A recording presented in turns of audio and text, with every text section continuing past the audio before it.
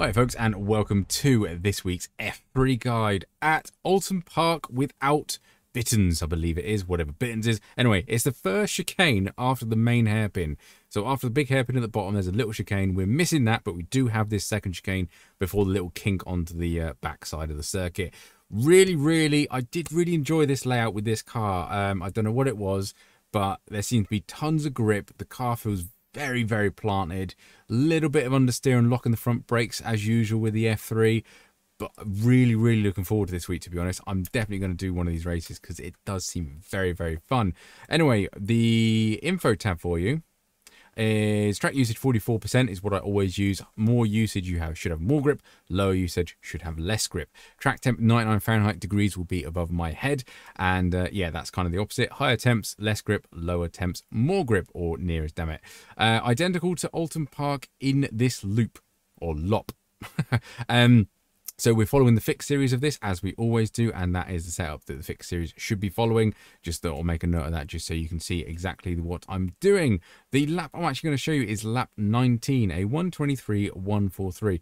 I was trying my best to get into the 22s. My optimum is a 22.8.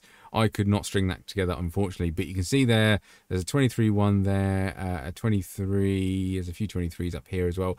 You know, mid to low 23s is where I'm going to be having. Obviously, there's a few 31s in there where I may have spun out. There is a very easy place to spin out on here after the hairpin. There seems to be a weird bump in the track. Just be mindful of that if you are going to in it. Anyway, above my head, you should see two screens, one with my Discord where the O lap, B lap telemetry and replay file be in there. So you can have a look at this lap and see what I've actually done to get this lap time. On there as well is a little Google Doc, so you can see what track guides I'm doing in the season, which ones I'm following, which ones I've done in the past. So if you are following the series that I have covered, i.e. the F3, you can see what track guides I'm doing and what ones I've done in the past to hopefully help you out over the entire season. The other screen is how I get into these sessions, so I use the iRacing UI to try and make it as accurate as possible. There's a nice little schedule up there that you can actually practice before the weeks go live. Very useful for me, and yeah, try and get them as accurate as I can to the race session itself. Otherwise, enough of me waffling, let's crack on with the guide.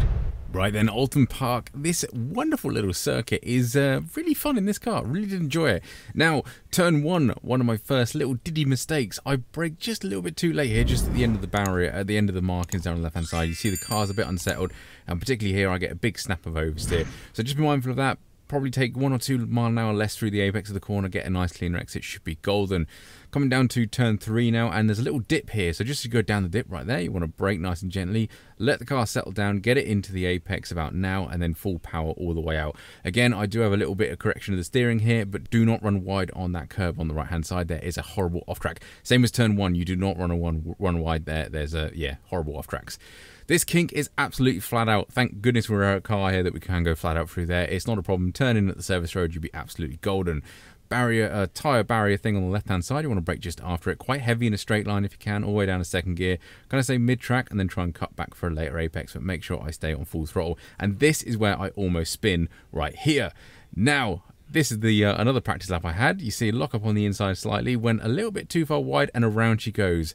That is where you're easily going to lose a lot of people and to face the wrong way, so be mindful of that. Try and give that curb an ultra wide berth and try and get on the steering in a straight line as soon as you can. You're going to have a lot of slipstream down here, and it is a very awkward braking zone into this chicane. The first one is actually quite quick, so just after 100 board, probably about 75, something like that, between the 50 and the 100. Brake nice heavy straight line. Second gear for this one, clip the curb as close as you can to the barrier and make sure you get that one right as well. It's going to be all awkward going too wide through there. You will lose a lot of time, but don't worry about the exit too much because you want to worry about this exit. Miss the apex, there's a horrible bump on there, and again, for some reason, unsettle the rear. Could be down to tyre temperature there, but just make sure you try and get a smooth exit up the hill. Slipstream is going to be a thing around here, but the track is nice and narrow, so overtaking through here is quite awkward. You can see where the white line begins to straighten out. That's what we're aiming for. When we get to that point, we want to turn in. Little dab of the brakes. I kind of had 2 stabs at the steering, so that's not very good. And you want to hit that second apex, which I missed. But as long as you go over this crest with your wheels in a straight line, you should be fine. That's another opportunity to spin out, so be mindful of cars wrecking down this little bit of a straight here. When the tree overhangs or just before the marshal post is when you want a heavy braking zone for this one. I would stay in third here, mainly because of my exit. You look, I get on throttle and it is an awkward corner. Try and stay as far right as you can on the apex and try and straight line over the crest. I think I've run a little bit too wide there and the car doesn't like it. So again, be mindful of that. Little few tweaks there, but that is us across the line in a 123.143. I possibly could have got a few more tenths, maybe 10th and a half, maybe 2 tenths if I'm lucky. I could have got my magical 22 lap time through there if I just got cleaner exits. I think that was the problem that I'm having at the moment. So, but yeah, be mindful of that. Learn from my little tips there, and hopefully this will improve your lap times. Otherwise, thank you very much for watching. Don't forget to like and subscribe and do that lovely YouTube stuff, and I'll catch you on the next one.